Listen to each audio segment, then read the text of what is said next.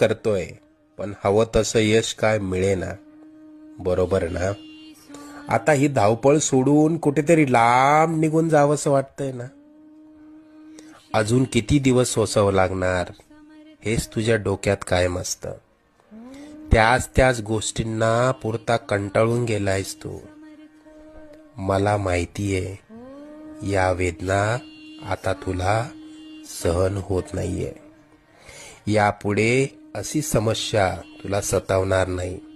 तू आजपर्यंत भरपूर दुःख सहन केलंस. तुझी वाईट वेळ संपून जाईल.